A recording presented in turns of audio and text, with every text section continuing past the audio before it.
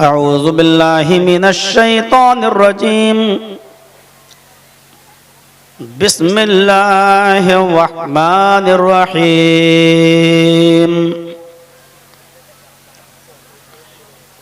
या अय्युहल्लज़ीना आमनुत्तक़ुल्लाहा हक़्क़ तुक़ातिहि वला तमूतुन्ना इल्ला व अंतुम मुस्लिमून वअतसिमू बिहब्लिल्लाहि जमीअन वला तफर्रक़ू रब्बिश्रह ली सदरी वयस्सिर ली अमरी वहलुल उक़दतम मिन लिसानी यफ़क़हू क़ौली। स्टेज पर तशरीफ़ फरमा मुअज़्ज़ज़ उलमाए किराम, इदारे के अराकीन, मेंबरान और ज़िम्मेदारान, मुअज़्ज़ज़ सामईन हज़रात, पर्दा नशीन इस्लामी ख़वातीन, माँ और बहनों, नौजवानों, अज़ीज़ बच्चों, आपके इस इलाक़े में ये प्रोग्राम अपनी नौइयत का एक अलग प्रोग्राम होता है और बहुत पहले से उसकी तारीख़ ले ली जाती है और आपके इलाक़े की मारूफ़ और मुअज़्ज़ज़ शख्सियत परवेज़ साहब अल्हम्दुलिल्लाह उनकी बात में इतना वज़न है कि वो एक कॉल के ज़रिए बड़े से बड़े आलिम और जमीयत और जमात के ज़िम्मेदारों को जमा कर लेते हैं और कोई उनकी बात को काटता भी नहीं है। यही वजह है कि आज आपके इस जलसे में कटिहार की ज़िले जमीयत के ज़िम्मेदारान भी आए थे और सबसे बड़ी खुशी ये है कि मरकज़ी जमीयत अहले हदीस हिंद के अमीर मोहतरम असग़र अली इमाम मेहंदी हफ़िज़हुल्लाह भी तशरीफ़ ले आए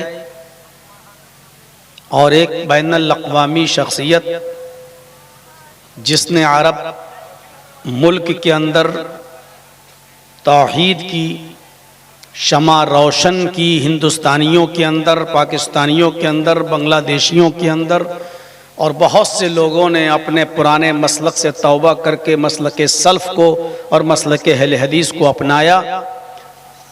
शेख डॉक्टर सैयद मेराज रब्बानी हफ़िज़हुल्लाह ऐसी मोहतरम शख्सियत भी उनकी एक कॉल पर यहाँ चले आए। अल्लाह रब्बुल आलमीन हमारे इस इजलास को नज़र बद से बचाए और जिस मकसद के लिए प्रोग्राम रखा गया अल्लाह रब्बुल आलमीन हमें उस मकसद में कामयाबी अता फरमाए। मेरी जब गुफ्तगू हुई थी तो परवेज़ साहब के ज़रिए पता चला कि आपका वक्त तक 11 के बाद ही आएगा। मौलाना आपको तो लास्ट ही में रखा जाता है, तो आप ये मान कर चलिए कि 11 साढ़े 11 के बाद ही आपका नंबर आएगा। तो मुझे ये उम्मीद थी कि 12 तक हमको टाइम दे देंगे, लेकिन अब उलमा इतने ज़्यादा थे और उस बीच में मदरसे का ताउन भी होना था। ये रात का 2 बज जाएगा, इस बात की उम्मीद मुझे भी नहीं थी। खैर, अल्लाह रब्बुल आलमीन से दुआ है कि अल्लाह आलमीन इस इदारे को दिन दूनी और रात चौगनी तरक्की अता फरमाए और इस इदारे को से पढ़कर निकलने वाले बच्चों को दीन का सिपाही बनाए और जो मदारिस इस्लामिया का हाल इस वक्त उत्तर प्रदेश में और जहाँ जहाँ बीजेपी की गवर्नमेंट है वहाँ जो हालात हैं मदारिस के, अल्लाह रब्बुल आलमीन हमारे बिहार में मदारिस का वो हाल ना होने पाए, हमें उस हाल से महफूज फरमाए, हमें नजात अता फरमाए। कुछ बातें मुझे आज आपके सामने रखनी हैं जो समाज के लिए और सोसाइटी के लिए बहुत अहम है और ज़रूरी है। कुरान करीम की जो आयत मैंने आपके सामने तिलावत की है, उस आयत के अंदर अल्लाह तबारक व तआला ने फरमाया, मुसलमानों को हुक्म दिया कि मोमिनों, मुसलमानों तुम अल्लाह से डरो। और दूसरी चीज बड़ी अहम है, अल्लाह से डरो किस तरह? हक़्क़ तुक़ाती, जैसे उससे डरने का हक है वैसे। आप किसी चीज को उसका मकाम देते हैं ना, माँ बाप को उनका मकाम देते हो, उस्ताद को उसका मकाम देते हो, बड़े भाई को उसका मकाम देते हो, अपने से बड़ों को उनका मकाम देते हो, अपने से छोटे जो हैं उन पर वैसे शफकत के एतबार से उनको मकाम देते हो। ऐसे ही अल्लाह से डरना तो हर मुसलमान को चाहिए, लेकिन किस तरह? इंसान दुनिया में बहुत सी चीजों से डरता है, और ये एक खुली हुई और सरापा जिहालत है जो ये कहता है कि मैं सिर्फ अल्लाह से डरता हूं और किसी से नहीं डरता। ये हमारे और आपके मुआशरे में ये जुमले बहुत बोले जाते हैं। सियासी मंचों पर भी लोग ये जुमले बोलते हैं। ये जुमले बोलना सही नहीं है कि मैं सिर्फ अल्लाह से डरता हूं। आप और हम बहुत सी चीजों से डरते हैं। क्या हम माँ बाप से नहीं डरते? क्या हम उस्ताद से नहीं डरते? क्या हम आग से नहीं डरते? क्या हम मोजी और जहरीले जानवरों के डसने से, सांप और बिच्छू के काटने से नहीं डरते? क्या हम जहर खाने से नहीं डरते?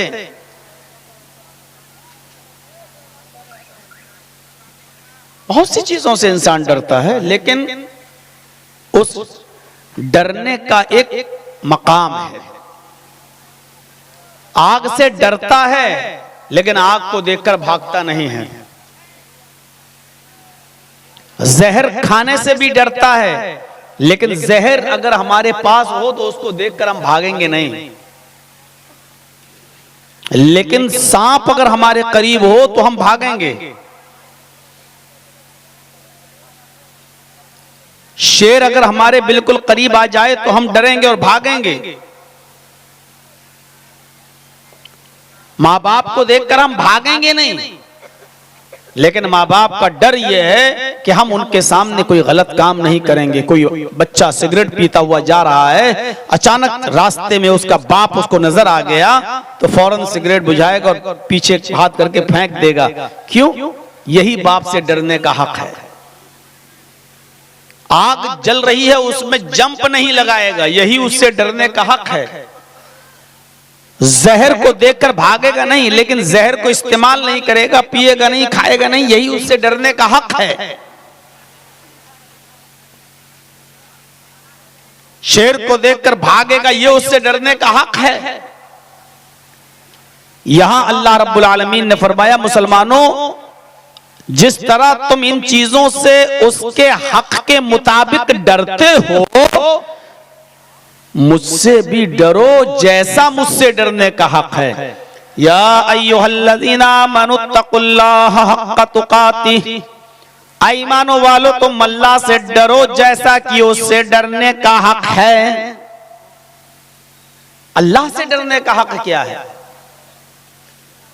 अल्लाह ने जिन कामों के करने का हुक्म दिया है उन कामों को करो, और ये बताया है कि ये काम करने से तुम जहन्नम में जाओगे। तो जो काम हमें जहन्नम में ले जाने वाले हैं उन कामों से हम डरें, उन कामों को हम ना करें। ये है अल्लाह से डरने का मतलब।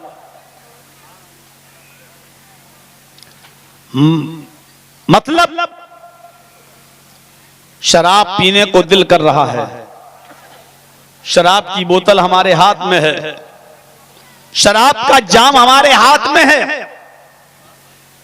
इस मौके पर अल्लाह से डरने का मतलब क्या है? शराब को देखकर भागो? नहीं। बाप नहीं देख रहे, मां नहीं देख रही, बीवी नहीं देख रहे, बच्चे नहीं देख रहे, दोस्त नहीं देख रहे, लेकिन अल्लाह तो देख रहा है। ये अल्लाह का डर, ये अल्लाह का खौफ हमारे अंदर पैदा हो जाए और हम इसलिए शराब नहीं पिए क्योंकि हमें अल्लाह तो देख रहा है। यह है डरने का मतलब, जैसा कि रोजे की हालत में हम करते हैं। बीवी मायके गई है, बच्चे स्कूल गए, घर में हम अकेले हैं, फ्रिज मौजूद है, ठंडा पानी रखा है, रूह अफ़ज़ा की बोतल रखी है, घर में चीनी भी है, लेमू भी है, हम शरबत बनाकर पी सकते हैं, फ्रिज में रखा हुआ आम भी खा सकते हैं, फ्रिज में रखा हुआ सेब भी खा सकते हैं। मेरा कोई दोस्त नहीं देख रहा है, मेरी बीवी नहीं देख रही है, मेरे माँ नहीं देख रही है, मेरा बाप नहीं देख रहा है, मेरे बच्चे नहीं देख रहे हैं, लेकिन इसके बावजूद हम सेब की तरफ हाथ नहीं बढ़ाते हैं, हम आम की तरफ हाथ नहीं बढ़ाते हैं, फ्रिज में रखी हुई ठंडी बोतल की तरफ हम हाथ नहीं बढ़ाते हैं, क्योंकि जानते हैं कोई देख रहा हो या न देख रहा हो, लेकिन मेरा अल्लाह तो मुझे देख रहा है। अगर आज हम एक लुक़मा भी खाएंगे तो इसका अज़ाब हमें मिलेगा, जहन्नम हमारी मुंतज़िर है। उस रोजेदार बंदे को अगर खाने से और पीने से कोई चीज रोक रही है तो वो है अल्लाह का डर। यही डर हक है, अल्लाह से डरने का मतलब यही है। हक तुकाती का मतलब यह है कि उससे कैसे डरा जाए, जैसे उससे डरने का हक है। आप ट्रेन में सफर कर रहे हो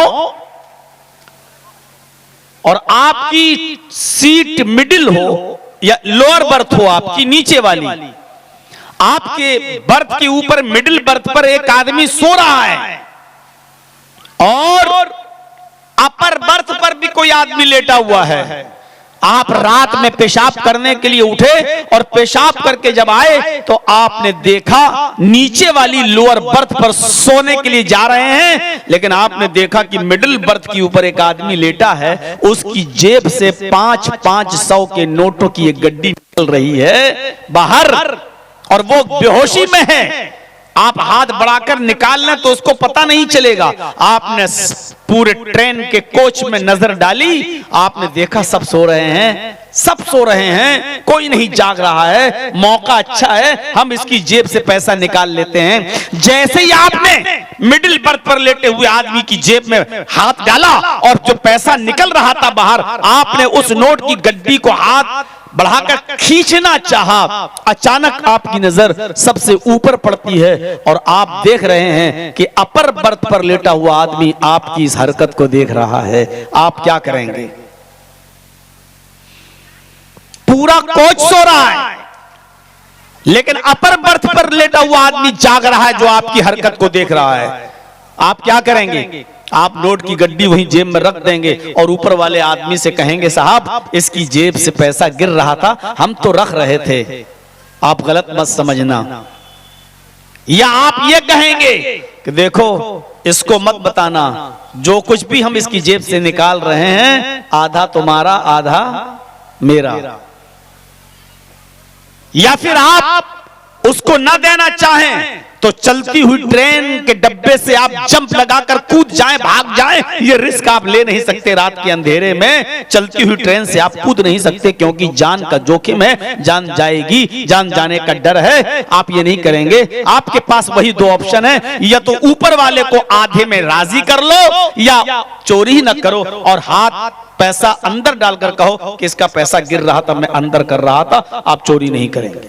क्यों? क्योंकि ऊपर वाला आपकी हरकत को देख रहा है। हम जब भी कोई गुनाह करें, गुनाह के करीब जाएं, चोरी, डकैती, जिनाकारी, शराब नोशी, और उस वक्त ये तसव्वुर हो जाए मेरे दिल में कि दुनिया की कोई ताकत हमें नहीं देख रही है, लेकिन अल्लाह रब्बुल आलमीन की निगाहें तो हमें देख रही हैं, अल्लाह तो देख रहा है। जब ये तसव्वुर हमारे दिल में अगर पैदा हो जाए तो हम उस गुनाह को नहीं करेंगे। और यही हक़ तुक़ाती का मतलब, या अय्युहल्लज़ीना आमनुत्तक़ुल्लाह हक़्क़ तुक़ाती, ऐ ईमानो वालो तुम अल्लाह से डरो जैसा कि उससे डरने का हक है।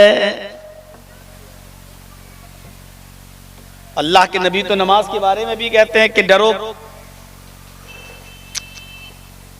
नमाज कैसे पढ़ो? आज हमारी नमाजें कैसी होती हैं, वो डर नहीं है। नमाज में भी डर दिखाई देना चाहिए अल्लाह का। ये नमाज नहीं है अल्लाहु अकबर सुब्हानक अल्लाहुम्मा बिहम्दिका व तबारक अस्मुका व तआला जद्दुका व ला इलाहा गैरुक, ये नहीं। आप ये जो दुआ है उसको पढ़ने के लिए, नमाज पढ़ने के लिए नहीं बुलाया जा रहा आपको। आप बहुत आसानी के साथ और सुकून के साथ अल्लाह की हम्द बयान करो। सुब्हानक अल्लाहुम्मा व बिहम्दिका व तबारक अस्मुका व तआला जद्दुका व ला इलाहा गैरुक। एक एक लफ्ज को धीरे धीरे पढ़िए ताकि अल्लाह की हम्द व सना बयान हो। ये तो ऐसे हो गया जैसे हम ये कह रहे हो अल्हम्दुलिल्लाह रब्बिल आलमीन अर्रहमानिर रहीम मालिक यौमिद्दीन इय्याका नअबुदु व इय्याका नस्तईन। ये क्या है? ये अल्लाह की तारीफ कहाँ है? सारी तारीफ अल्लाह के लिए है जो सारे जहान का मालिक है। ये कोई तारीफ है? तमाम तारीफें उस अल्लाह के लिए जो दोनों जहान का रब है, बड़ा ही मेहरबान इंतहाई रहम करने वाला है, कयामत के दिन का यौम जज़ा का मालिक है। जब आप इस तरीके से तारीफ करेंगे अल्लाह की तो आप दुआएं इस तरह पढ़ेंगे अल्हम्दुलिल्लाहि रब्बिल आलमीन अर्रहमानिर रहीम मालिकी यौमिद्दीन। आप इस तरीके से नमाज पढ़ेंगे तो ये है अल्लाह का डर, ये रस्म है। अल्हम्दुलिल्लाह रब्बिल आलमीन अर्रहमानिर रहीम मालिकी यौमिद्दीन इय्याका नअबुदु व इय्याका नस्तईन इहदिनस सिरातल मुस्तकीम सिरातल लज़ीना। आप ये दुआ मांग रहे हैं अल्लाह से, अल्लाह मुझे सीधा रास्ता दिखा, अल्लाह उन लोगों का रास्ता दिखा जिनको वो तूने अपना इनाम नाजिल किया, ये आप मांग रहे हैं। इहदिना सिरातल मुस्तकीम, आय अल्लाह मुझे सिरात मुस्तकीम पर चला, आय अल्लाह मुझे नेक राह पर चला, हमें सीधे राह पर चलने की तौफीक दे। सिरातल लज़ीना अनअमता अलैहिम, आय अल्लाह मुझे उन लोगों के रास्ते पे चला जिनको तूने अपने इनाम से नवाजा है, जिनको तूने इनाम दिया है। गैरिल मग़ज़ूबि अलैहिम वलद्दाल्लीन, अल्लाह मुझे उनके रास्ते पे मत चला जो तेरे गैज़ो गज़ब और गुस्से से हलाक व बर्बाद हो गए। यहूद व नसारा के रास्ते पे मत चला। इस तरीके से दुआ मांगे आप।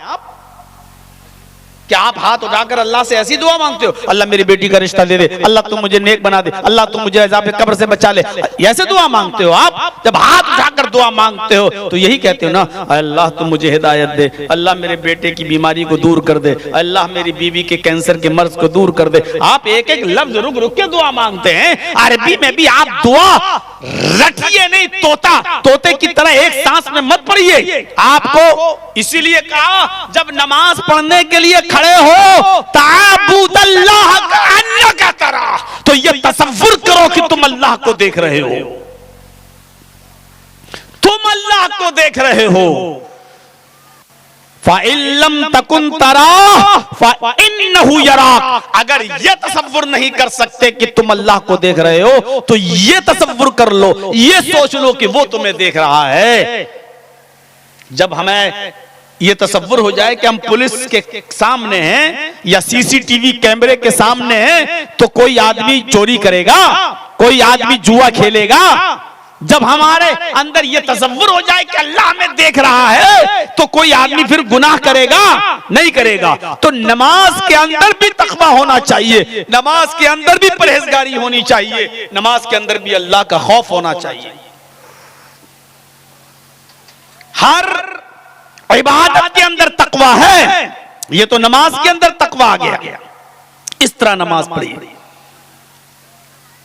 कौवे की चोंचे मत मारिए, सुभान रब्बिल अज़ीम, सुभान रब्बिल अज़ीम, सुभान रब्बिल अज़ीम, अल्लाहु अकबर।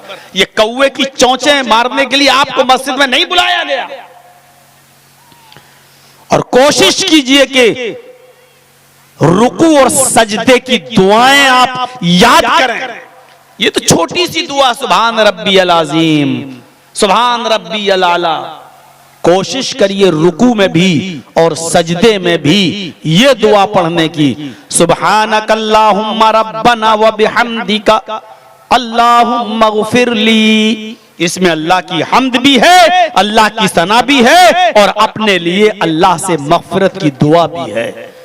सुब्हानक अल्लाहुम्मा, पाक है हमारा रब, व बिहम्दिका, सुब्हानक अल्लाहुम्मा रब्बना व बिहम्दिका, आए हमारे रब तू पाक है, सारी तारीफ तेरे लिए अपने हम्द के साथ।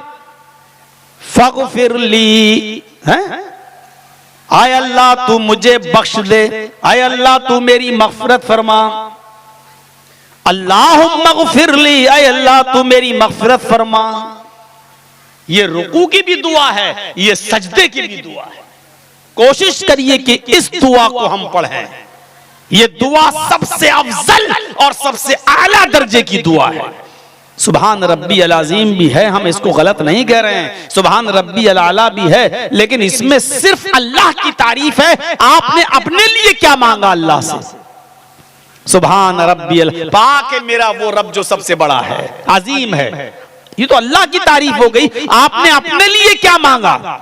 सुभान रब्बी अल आला, पाक है मेरा वो रब जो सबसे बुलंद है, आला है, अरफा है। ये तो अल्लाह की हम्द हो गई। आपने अपने लिए क्या मांगा?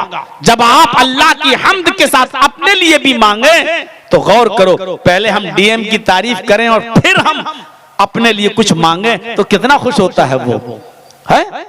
साहब आप बड़े अच्छे हैं, आपसे पहले कोई ऐसा नहीं आया और आप मानवता है आपके अंदर, इंसानियत है आपके अंदर, हमारे यहाँ पर भी एक कुआं दे दीजिए, हमारे यहाँ पर भी एक मरकरी लगा दीजिए, हमारे यहाँ पर भी एक रोड बनवा दीजिए। तब आप उसकी तारीफ करके फिर कुछ मांगे, और यही एप्लीकेशन का एक तरीका है। आप पहले लिखते हो ना, श्रीमान महोदय सेवा में निवेदन है, पहले आप तारीफ करते, महोदय सबसे बड़े दयालु कृपालु रहमदिल, मेरी आप से ये कृपा है, ये अपील है कि आप हमारी 3 दिन की छुट्टी दें, 5 दिन की छुट्टी दें, कृपा होगी। पहले आप तारीफ करते हैं, फिर अपनी गुजारिश रखते हैं। ऐसी अल्लाह की पहले हम्द बयान कीजिए, फिर अपने लिए मांगिए। सुब्हानक अल्लाहुम्मा रब्बना व बिहम्दिका अल्लाहुम्मा गफ़िर ली। इस तरह से आप दुआ मांगिए मेरे भाइयों, फिर अल्लाह सुनता है, कबूल करेगा। नमाज के अंदर भी अल्लाह का डर। और सुनिए, जर्जी साहब किसी मदरसे में पढ़ाते हैं, एक मिसाल दे रहा हूं। सुबह फजर की नमाज में अजान हुई, दरवाजा खटखटाया मदरसे में बच्चों का। अब बच्चे डर की वजह से मदरसे में जल्दी से मस्जिद में भाग रहे हैं। अरे बहुत मारने वाला मौलाना है, अगर हम नमाज के वक्त सो गए तो हमारी पिटाई लगेगी। उस्ताद के डर से मस्जिद में चले गए। या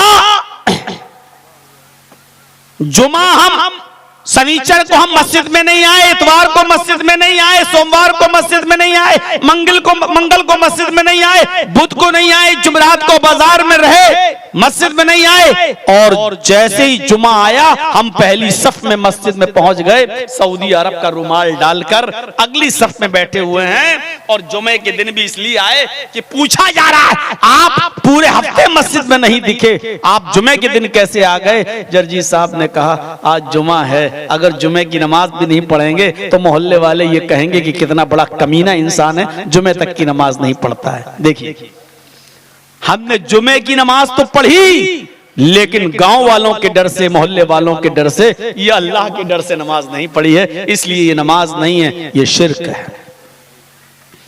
अब आप जो खड़े हैं, जो रुकू कर रहे हैं, जो सजदा कर रहे हैं, वो अल्लाह के लिए नहीं कर रहे हैं, गांव वालों के लिए कर रहे हैं। और ऐसी नमाज के बारे में अल्लाह के नबी फरमाते हैं, मन सल्ला युराई फक़द अशरक, जिसने दूसरों को दिखाने के लिए नमाज पढ़ी, जिसने दूसरों की दिखावे के लिए नमाज पढ़ी, दूसरों को दिखाने के लिए मस्जिद में आया, फक़द अशरक, उसने शिर्क किया। दूसरों को दिखाने के लिए अगर कोई शख्स नमाज पढ़ रहा है तो उसने शिर्क किया। नमाज में भी अल्लाह का डर होना चाहिए, रोजे के अंदर भी अल्लाह का डर होना चाहिए, बल्कि रोजा तो इसीलिए फर्ज किया गया है ताकि तुम्हारे अंदर अल्लाह का डर पैदा हो। या अय्युहल्लज़ीना आमनू कुतिबा अलैकुमुस्सियामु कमा कुतिबा अलल्लज़ीना मिन क़ब्लिकुम लअल्लकुम तत्तक़ून। ईमानो वालो, तुम्हारे ऊपर रमजान के महीने के रोजे फर्ज कर दिए गए, जिस तरह तुमसे पहले के लोगों पर फर्ज किए गए थे। लअल्लकुम तत्तकून, ये रोजे तुम्हारे ऊपर इसलिए फर्ज किए गए हैं ताकि तुम्हारे अंदर तकवा पैदा हो जाए, ताकि अल्लाह का डर पैदा हो जाए, ताकि अल्लाह का खौफ पैदा हो जाए। रोजों के अंदर भी अल्लाह का डर, अल्लाह का तकवा पैदा होना चाहिए। आप रोजेदार की दावत कर दें इफ्तार की तो बहुत से लोग बेरोजेदार भी इफ्तार में आ जाते हैं और ऐसा चेहरा बना लेंगे जैसे लगेगा कि बाकी बेचारा बगैर सहरी की रोजा रखे हुए हैं। ऐसे चेहरे आपको नजर आएंगे जो रोजे से नहीं लेकिन चेहरा बनाने में बड़े माहिर होंगे और ऐसा लगेगा जैसे वो बेचारे बगैर सहरी के रोजा रखे हुए हैं। मुंह बनाने में बड़े एक्सपर्ट होंगे। आप रोजा इफ्तार तो कर रहे हो लेकिन रोजे से हो नहीं, रोजे में भी अल्लाह का डर होना चाहिए। हर इबादत में आदमी कुर्बानी करता है, जानवर ज़िबा करता है, उसमें भी तकवा होना चाहिए। अल्लाह ने कहा अल्लाह के पास तुम्हारे कुर्बानियों के जानवर का गोश्त और खून नहीं पहुंचता। ला यनालल्लाह लुहूमुहा वला दिमाउहा, न गोश्त पहुंचता है न खून पहुंचता है अल्लाह के पास। वलाकिन यनालहु तक़वा मिनकुम, बल्कि अल्लाह रब्बुल आलमीन तुम्हारे दिलों का तकवा देखता है। हम कुर्बानी का जानवर नहीं ला रहे हैं, पहले मेरा पड़ोसी लाएगा तब हम लाएंगे। पड़ोसी बेचारा 15,000 का बकरा ले आया, अब हम जा रहे हैं, मेरे पड़ोसी ने 15,000 का खरीदा, हम 20,000 का लेके आएंगे। ये तकवा नहीं है, ये दिखावा है। हमने बकरे का फोटो लेकर डाल दिया फेसबुक पर, अब लोग पूछ रहे हैं कमेंट में साहब कितने का बकरा लाए हो, बहुत अच्छा बकरा है। हम बता रहे हैं 20,000 का लाए, 25,000 का लाए। ये तकवा नहीं है। कुर्बानी के अंदर भी तकवा होना चाहिए। कुर्बानी का गोश्त और उसका खून अल्लाह को नहीं पहुंचता, दिलों का तकवा पहुंचता है। इसलिए ये कहना गलत है जो लोग ये कहते हैं अपनी तकरीरों में और जलसों में या मिंबरों पर खड़े होकर कि कयामत के दिन कुर्बानी के जानवर पर बैठकर हमें पुल सिरात क्रॉस करना पड़ेगा। वो पुल सिरात जो बाल से ज्यादा बारीक है और जो तलवार से ज्यादा तेज है, कुर्बानी के जानवर पर बैठकर आदमी पुल सिरात क्रॉस करेगा। ये हदीस मौजू और मनगढ़ंत है, ये हदीस ही नहीं है। अहादीस मौजूआ के नब्बास हाफिज अहमद इब्न हजर अस्कलानी ने लिखा है कि ये मौजू और मनगढ़ंत रिवायत है। एक आदमी 80 साल तक जिंदा रहा, 35 साल के बाद या 40 साल के बाद उसने कुर्बानियां शुरू की। उसने कभी मेंढा ज़िबा किया, कभी बकरा ज़िबा किया, कभी गाय ज़िबा की, कभी कोई और जानवर ज़िबा किया। 30-35 साल में वो अलग अलग किस्म के जानवर ज़िबा करता रहा। तो मुझे बताइए कि वो कौन से जानवर पर बैठकर वो पुल सिरात को क्रॉस करेगा? कौन से जानवर पर बैठकर पुल सिरात क्रॉस करेगा?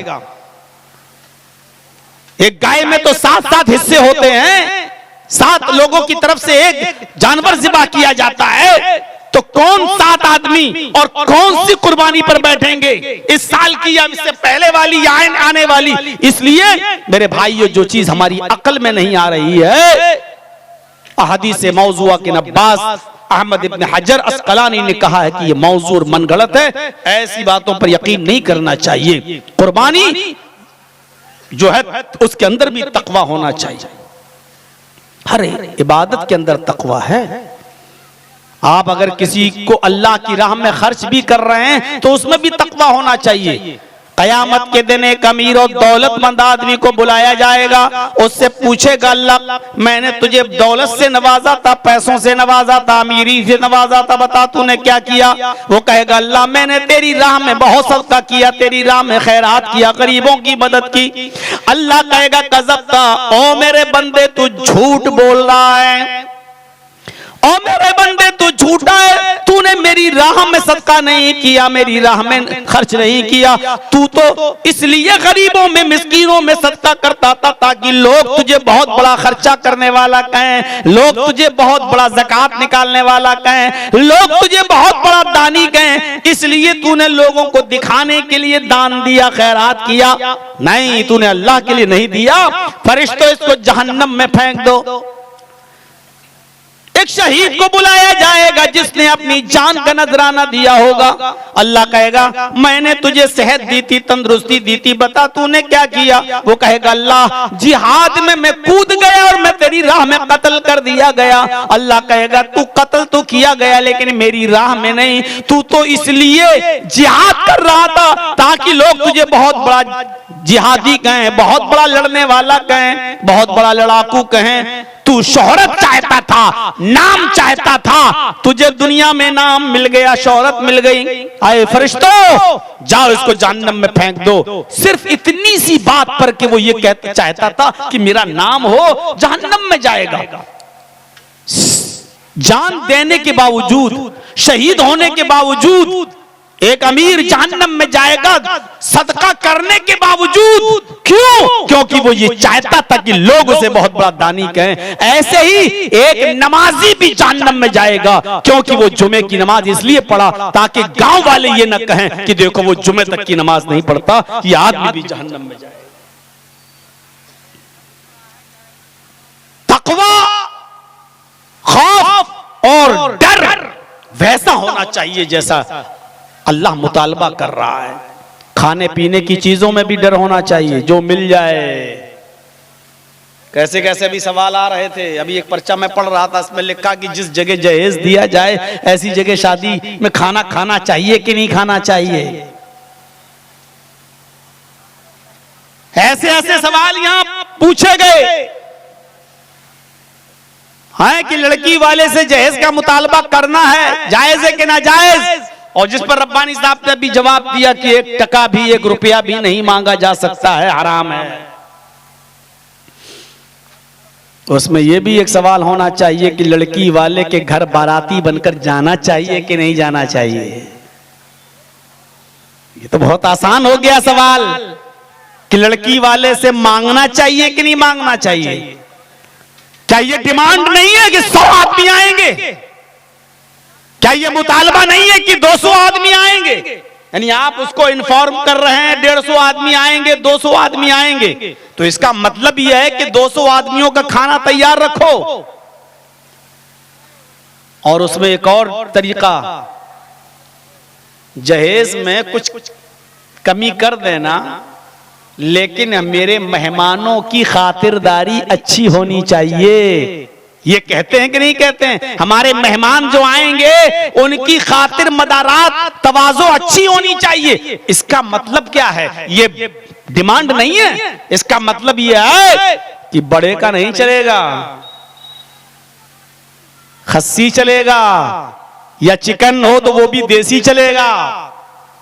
यही तो कहने की स्टाइल है। आपने डायरेक्ट नहीं कहा कि चिकन खिलाइएगा, मटन खिलाइएगा, आपने कहा मेहमानदारी अच्छी होनी चाहिए। इसका मतलब यह है कि चापाकल का पानी नहीं चलेगा, बिस्लरी की बोतलें चलेंगी।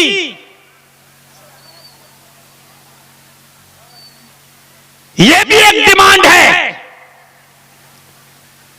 तो इस एतबार से अगर देखा जाए तो जहेज में अगर 1 रुपया मांगना भी हराम है तो फिर बारात भी ना जायज हुई। यह भी मुतालबा है, यह भी एक मांगने का ढंग है, यह भी भीख मांगने का एक स्टाइल है, यह भी एक तरीका है भीख मांगने का। लेकिन होगा कुछ नहीं। पहली तकरीर 1999 में मैंने तीतवारी में की थी, पूरे बिहार में सबसे पहले। आज 2025 है। 26 साल के इस अरसे में एक भी शादी हमें ऐसी नहीं मिली जिसमें कोई ये कह सके कि मैंने बिना बारात के शादी की और बिना जहेज के शादी की।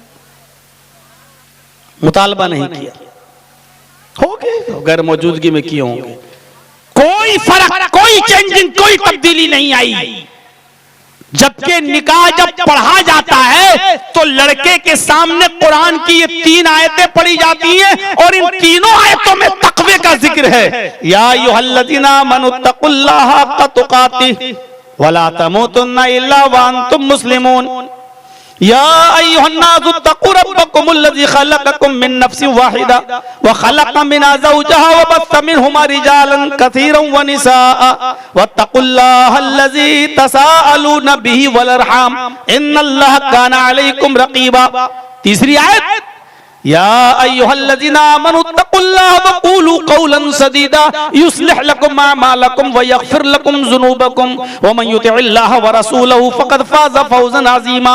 ये तीन आयतें पढ़ी जाती हैं और तीनों आयतों में तक़वा घुसा हुआ है, इंटर है तक़वा। उसके हर तीनों आयतों के अंदर यही कहा गया अल्लाह से डरो, अल्लाह से डरो। यानी अल्लाह के इस कलमे के जरिए तुमने दूसरे की बेटी को, दूसरे की बहन को अपने पर हलाल किया है, इसलिए पूरी जिंदगी तक़वे से भरी हुई होनी चाहिए। लेकिन जहां ये आयतें पढ़ी जा रही हैं उसी जगह पर बाराती मौजूद हैं, उसी जगह पर चोर मौजूद हैं, उसी जगह पर डकैत मौजूद हैं जो लड़की वाले के घर डाका डाल रहे हैं। जहां तक़वे की आयतें पढ़ी जा रही हैं चोर वहीं मौजूद हैं। बुरा लग रहा होगा ना, चोर कह रहे हैं मौलाना, चोर तो छोटा जुमला है, डकैत कहना चाहिए। जो लड़की वाले के घर पहुंचकर कह रहे हैं अच्छा नहीं खिलाया तो जिंदगी भर तेरी लड़की परेशान रहेगी, ताने सहेगी, इनको तो डकैत कहना चाहिए, डकैत। मसले पूछे जाते हैं लेकिन हर जलसों में ये मसले, और आज से नहीं, ये सारे मसले हमसे 10-12 साल पहले पूछ लिए गए हैं। सारे मसले हमसे 10-12 साल पहले हर जलसों में पर्चे आते थे, ये पूछे जा चुके हैं। लेकिन क्या फर्क पड़ा बताइए आप? जहेज की डिमांड कम हुई, बाराती घटे, लड़की वाले पर जुल्म बंद हुआ, मांगने में कमी आई, हम वही के वही हैं। बड़े बाप के बेटे हैं मौलाना साहब, तुमसे पहले तो 80-80 साल के बुजुर्ग उलमा चले गए, हमने उनकी नहीं मानी, तुम तो कल के लड़के हो, तुम्हारी क्या मानेंगे? तसव्वुर कीजिए मेरे भाइयों, कुरान की 3 आयतें पढ़ी जा रही हैं और वहीं पर सबसे ज्यादा बेखौफ हैं लोग अल्लाह से। अल्लाह के नबी ने अपने खुतबे हज्जतुल विदा के अंदर फरमाया था, फत्तकुल्लाह बिन्निसा, लोगों अल्लाह से डरना औरतों के सिलसिले में, औरतों के सिलसिले में अल्लाह से डरना। फ़इन्नकुम अख़ज़्तुमूहुन्ना बिअमानिल्लाहि, तुमने उनको अल्लाह की अमान में लिया है। वस्तहललतुम फ़ुरूजहुन्ना बिकलिमतिल्लाह, तुमने उनकी शर्मगाहों को अपने ऊपर अल्लाह के कलमे के जरिए हलाल किया है। इसलिए औरतों के सिलसिले में अल्लाह से डरना। आखिरी खुतबे में भी अल्लाह के नबी यही कह रहे हैं, तुमने उनको अल्लाह की अमान में लिया है, उनको अल्लाह के कलमे के जरिए अपने ऊपर हलाल किया है, इसलिए पूरी जिंदगी तुम उनसे उनके सिलसिले में अल्लाह से डरते रहना। ये कहा है। तकवा हमारी जिंदगियों में कहां चला गया? शादी और ब्याह में भी तकवा होना चाहिए, खाने और पीने की चीजों में भी तकवा होना चाहिए। सिर्फ यही चीज हराम नहीं है कि हम कुत्ते का गोश्त न खाएं, सूअर का गोश्त न खाएं, गधे का गोश्त न खाएं, ये हराम है, ठीक है। ये तो अपने नफ्स के साथ ये जानवर हराम हैं, लेकिन कभी कभी हलाल चीजें भी हमारे लिए हराम हो जाती हैं अगर वो हराम तरीके से कमाई गई हैं। हजरत अबू बकर सिद्दीक का एक गुलाम था और गुलाम की मेहनत करके लाई हुई कीमत को मालिक खा सकता है।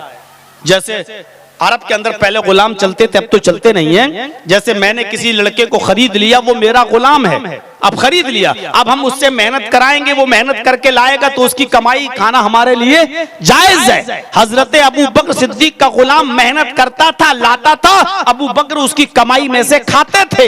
एक दिन वो खजूर लेकर आया, अबू बकर समझे कि मेहनत करके लाया होगा और एक खजूर खा लिया। वो हंसने लगा, गुलाम कहने लगा, मेरे आका रोज पूछते थे क्या करके आए हो, जब मैं बताता था तब खाते थे, आज नहीं पूछा। कहा कि रोजाना तुम मेहनत करके लाते थे इसलिए मैं खा लेता था, आज भी मेहनत करके लाए होगे?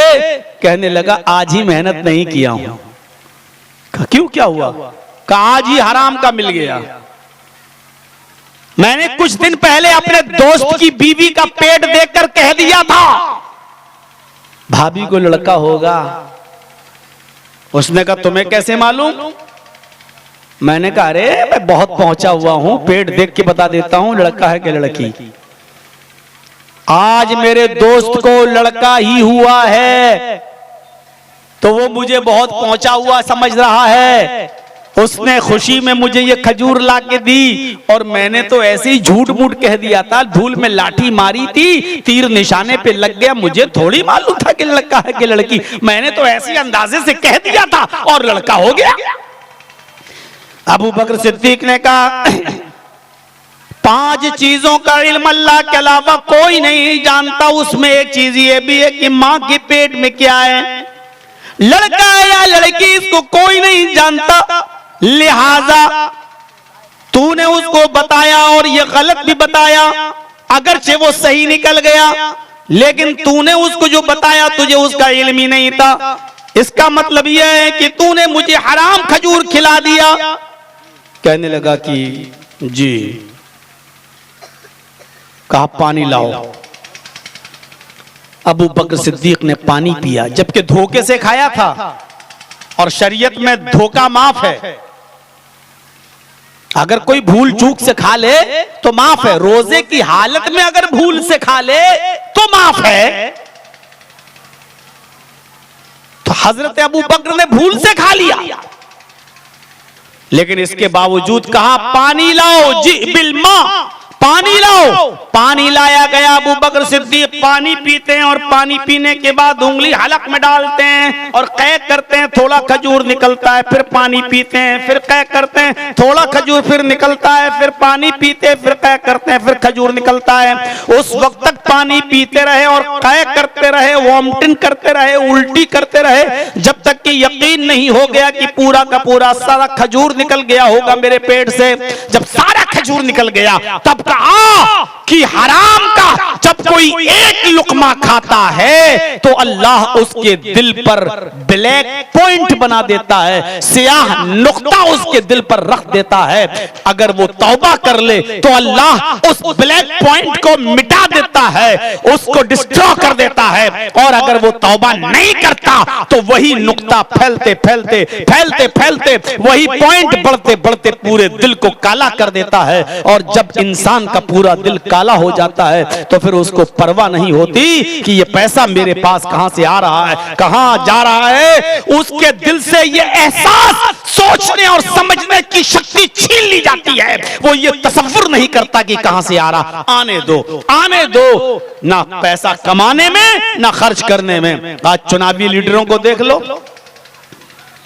1-1 करोड़ रुपए देके तो टिकट खरीदते हैं और फिर जीतने के लिए भी पैसा खर्च करते हैं। 15-15 कैंडिडेट एक इलाके से खड़े हो जाते हैं, एक ही तो जीतता है। बकिया सब लोगों ने जो लाखों करोड़ों रुपया बेकार किया। अल्लाह अगर नाजायज तरीके से कमाओगे तो नाजायज जगहों पर खर्च भी कराएगा। अल्लाह रब्बुल आलमीन वो देने पर कादिर है तो छीनने पर भी कादिर है। मेरे भाइयों तसव्वुर करें आप, अबू बकर सिद्दीक ने खजूर खाया था। खजूर तो हलाल था ना, लेकिन तरीका कमा कर लाने का गलत था, इसलिए वो खजूर भी हराम हो गया। अबू बकर सिद्दीक ने उसको भी कै करके निकाल दिया, उसको भी कै करके निकाल दिया। हजरत अबू मूसा अशरी ने जो उनको हिस्सा मिला था बैतुल माल से, उसमें एक बहुत खूबसूरत ओढ़नी थी, बहुत खूबसूरत दुपट्टा था। हजरत अबू मूसा अशरी उस बैतुल माल के कैशियर थे, उनके हिस्से में ये दुपट्टा, ये ओढ़नी आ गई। बहुत खूबसूरत ओढ़नी। अब वो कहने लगे कि मेरे पास तो बीवी भी नहीं है, मेरे पास बेटी भी नहीं है, तो मैं इस ओढ़नी का क्या करूंगा।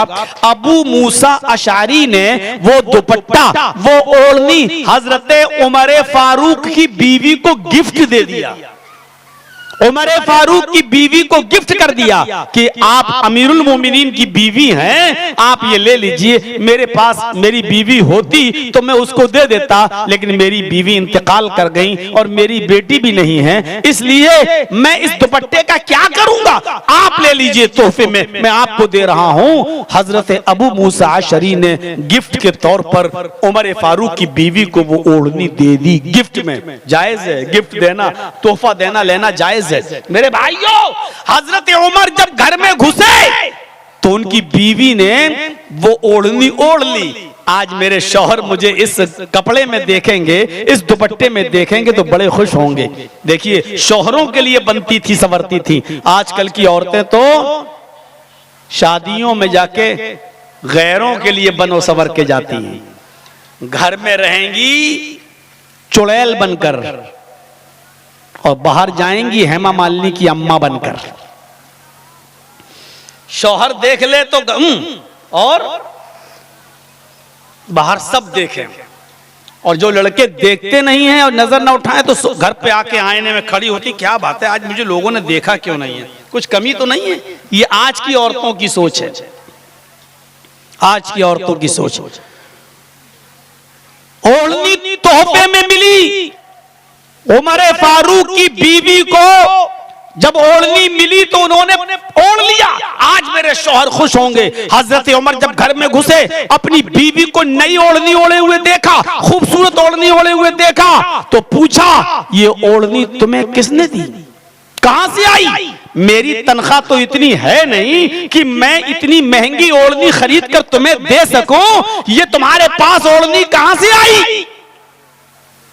हजरत उमर फारूक की बीवी ने जवाब दिया, मेरे प्यारे शौहर आपने खरीद कर नहीं दी तो क्या हुआ, अबू मूसा अशरी ने मुझे बतौर एक गिफ्ट दी है।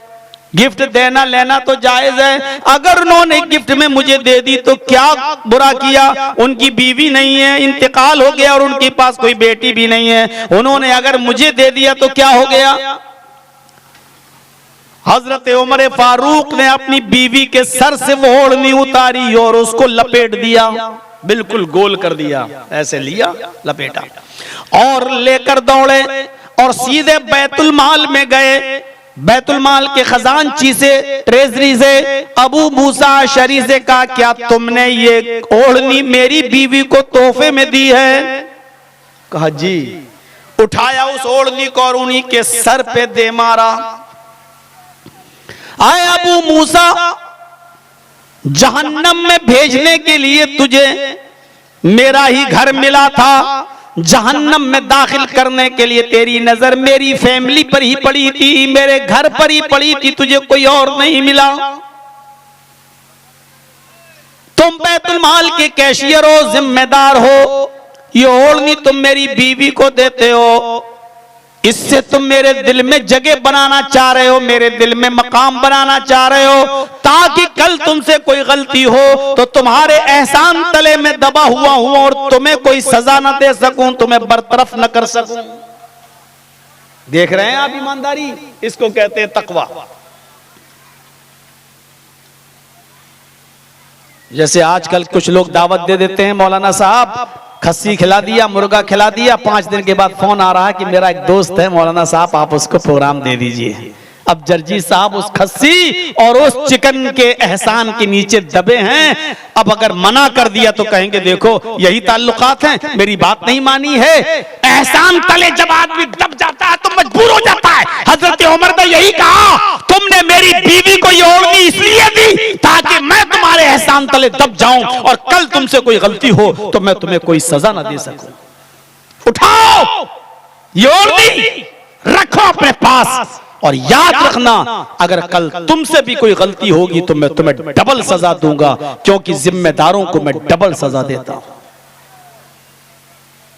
ये था तकवा।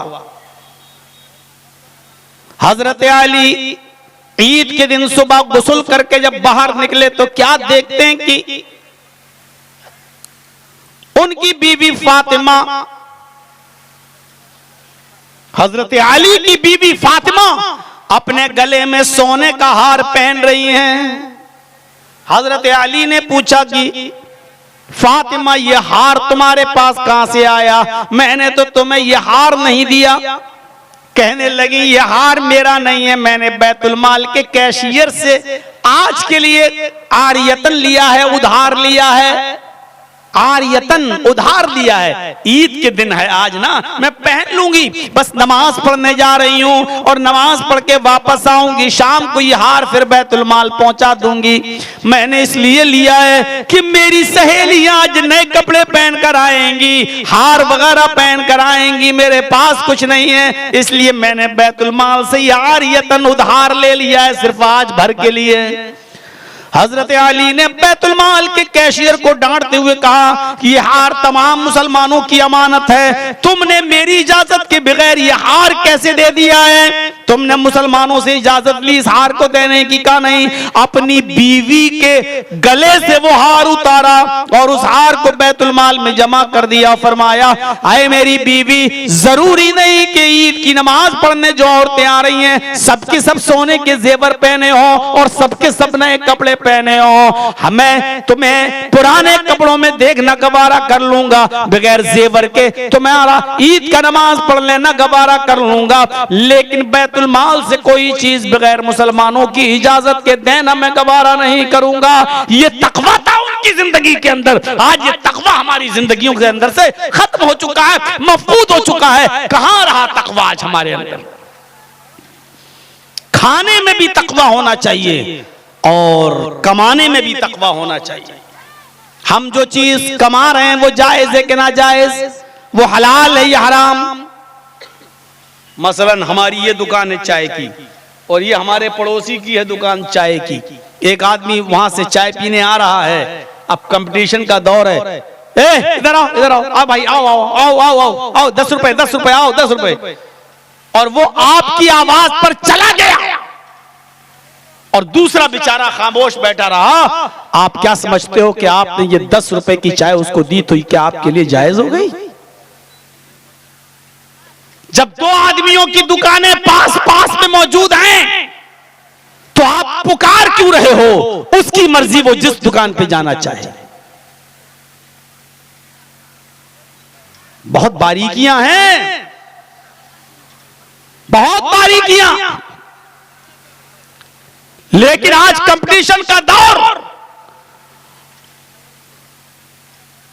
दो सहाबियों की कपड़े की दुकान मौजूद थी, दो सहाबियों की कपड़े की दुकान। एक कस्टमर आया एक सहाबी की दुकान पर, आवाज नहीं दी उन्होंने, आया और एक कपड़ा खरीद कर चला गया। थोड़ी देर के बाद दूसरा कस्टमर आया, फिर उसी दुकान पर आया, दूसरा कपड़ा भी ले गया। तीसरा एक और आया, उसी दुकान पर आया, दुकान के मालिक ने उस आदमी को भी एक कपड़ा बेच दिया। थोड़ी देर के बाद चौथा कस्टमर आया। अब ये दुकानदार सोच रहा है, या अल्लाह, मैंने तो 3 कपड़े बेच दिए हैं और मेरा पड़ोसी भी मेरा भाई है, बेचारा मुसलमान है, उसकी दुकान पर अभी तक कोई कस्टमर नहीं आया। मेरे भी 4-5 बच्चे हैं, इसके भी 4-5 बच्चे हैं, मेरी भी बीवी है, इसकी भी बीवी है। मैंने तो इतना कमा लिया है कि आज मेरे घर में चूल्हा जल जाएगा।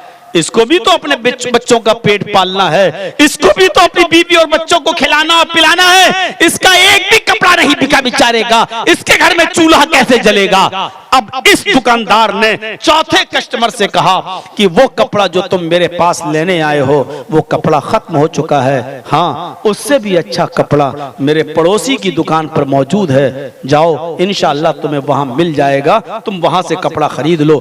और उसने उस आने वाले कस्टमर को उस दुकान पर भेज दिया और उस दुकानदार ने भी उस आदमी को कपड़ा बेच दिया। ये उस जमाने में था, एक दूसरे की हमदर्दी थी, एक दूसरे की गमख्वारी थी। वो ये चाहते थे कि मेरे घर के चूल्हे के साथ साथ मेरे पड़ोसी का चूल्हा भी जले, मेरे भाई का चूल्हा भी जले। लेकिन आज के इस दौर में हम 1000 कमा चुके फिर भी कोई कस्टमर आता है तो 10 कदम उतर कर उसको दूर से पकड़कर फिर अपनी दुकान पे ला रहे हैं और इस कमाई को हम हलाल समझ रहे हैं। मेरे भाइयों, ये डकैती है, दूसरे का पेट मारना है, उसके पेट पर कब्जा करना है, उसका हक छीनना है, और ये भी बेईमानी और जुल्म की एक शक्ल है जो किसी भी कीमत पर जायज नहीं है।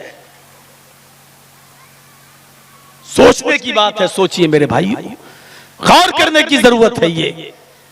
इसलिए जो कमा रहे हो उसमें भी रिस्क हलाल होना चाहिए। हजरत उमर फारूक ने ऐलान, रात में गश्त कर रहे हैं, गश्त, और एक औरत अपनी बच्ची से कह रही है, बुढ़िया बेटी उठो, दूध में पानी मिला दो। और बेटी कह रही है नहीं, उमर का ऐलान निकला है कि दूध में पानी मिलाता हुआ कोई पकड़ा गया तो सख्त सजा दूंगा। मां ने कहा बेटी उमर थोड़ी देख रहा है। बेटी ने कहा क्या हुआ, उमर नहीं देख रहा है मां, उमर का रब तो देख रहा है। मां ने कहा बेटी अगर यही करेगी तो तेरी शादी कैसे होगी, तेरे हाथ कैसे पीले होंगे, मुझे तेरी शादी भी तो कराना है, उठ पानी मिला। कहती नहीं, मैं पानी नहीं मिला सकती दूध में, अगर उमर नहीं देख रहा तो क्या हुआ, उमर का रब तो देख रहा है। जैसे ही ये जुमले हजरत उमर फारूक ने सुने, उनके आंखों में आंसू आ गए, मकान नंबर नोट किया और आगे बढ़ गए। सुबह होकर माँ बेटी दोनों को अपने घर में बुलाया और कहा, माँ तुम्हारी बेटी ने कल दूध में पानी मिलाया था। बुढ़िया कहती नहीं, मिलाने के लिए मैंने कहा था लेकिन मिलाया नहीं था। हजरत उमर कहते मैं जानता हूं कि तेरी बेटी ने दूध में पानी नहीं मिलाया। जी, कहा कि तेरी बेटी का कहीं रिश्ता हो गया, जवाब दिया नहीं। कहा कि हजरत उमर अपने बेटे के लिए तेरी बेटी का हाथ मांग रहा है, क्या तू अपनी बेटी का हाथ मेरे बेटे को देगी। कहने लगी अमीरुल मोमिनीन मजाक मत कीजिए, मुझ गरीब औरत के यहाँ कौन अपने शहजादे की शादी करेगा।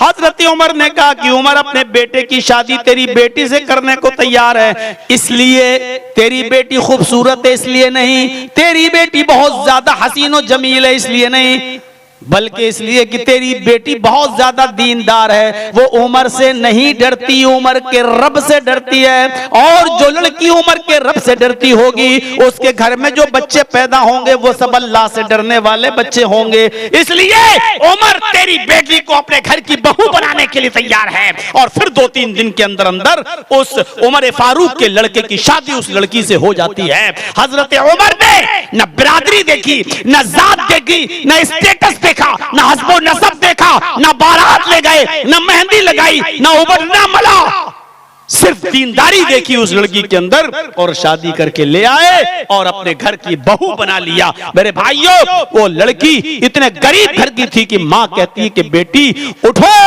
और दूध में पानी मिलाओ, अगर दूध में पानी मिलाकर हमने नहीं बेचा तो तेरी शादी भी हम नहीं कर सकते हैं। इतने गरीब घर की लड़की को हजरत उमर अपने घर की बहू बना रहे हैं। और उस लड़की का तकवा देखो, इतना गरीब होने के बावजूद भी वो दूध में पानी मिलाने के लिए तैयार नहीं है। ये है तकवा, ये है हलाल कमाई का में तकवा। इसलिए तकवा नमाज में, तकवा रोजे में, तकवा हज में, तकवा ज़कात में, तकवा कुर्बानी में, तकवा रोजा इफ्तारी में, तकवा हलाल रिज़्क खाने में, तकवा मेरे भाइयों हलाल कमाने में, तकवा निकाह में, तकवा हमारी पूरी जिंदगी के अंदर होना चाहिए। 1 घंटे की मुसलसल इस तकरीर के बाद अब मैं अपनी बात को यहीं पर खत्म करते हुए अपनी मोहब्बत का वास्ता देते हुए आपसे गुजारिश करूंगा मेरे प्यारे साथियों, ये इदारा बहुत ही मशक्कत के बाद बनाया गया है और इस इदारे को आप मुरझाने मत दीजिए। इटावा और यूपी की सरजमीन पर इस वक्त मदरसों पर बुलडोजर चल रहे हैं। मेरे भाइयों, आप खुशनसीब हैं कि आपके यहाँ मदरसे बहुत अच्छी तरीके से चल रहे हैं, लेकिन यूपी से बुलडोजर अब बिहार में भी आ चुके हैं। आगे क्या हो, अल्लाह से हम बिहार के अमन व अमान की दुआ करते हैं, हिफाजत की दुआ करते हैं। आपका रिजल्ट जो चुनाव का आया वो बहुत खराब रिजल्ट रहा, लेकिन हम अल्लाह से दुआ करते हैं कि इलाहा आलमीन तो हम जमीअ मुसलमानों पर रहम फरमा और इस सरकार को भी हमारे लिए रहमत वाली गवर्नमेंट बना, सरकार बना, हमारे हमारे मदरसों पर रहम करम फरमा। आइए, आप खुश नसीब हैं, आपके ताउन से ये मदरसे आगे बढ़ सकते हैं। आप हमारे हाथ पर अगर मुझे देंगे इस इदारे के लिए तो मुझे खुशी होगी। आप 26 साल से मुझे नहीं भूले, आज भी हमारी बात मान रख लीजिए, मेरी इज्जत रख लीजिए और इस इदारे के लिए कुछ दे दीजिए। अल्लाह से दुआ है कि बारे ला तकवा हमारे दिलों में कूट कूट के भर दे, हम जमीअ मुसलमानों पर रहम फरमा। बारे ला जब तक तू हमें जिंदा रख, इस्लाम पे जिंदा रखना, और जब खात्मा हो तो ईमान पर हमारा खात्मा फरमाना। वमा अलैना इल्लल बलागुल मुबीन व आखिरु दअवाना अनिल हम्दुलिल्लाहि रब्बिल आलमीन। सलामु अलैकुम व रहमतुल्लाहि व बरकातुहू।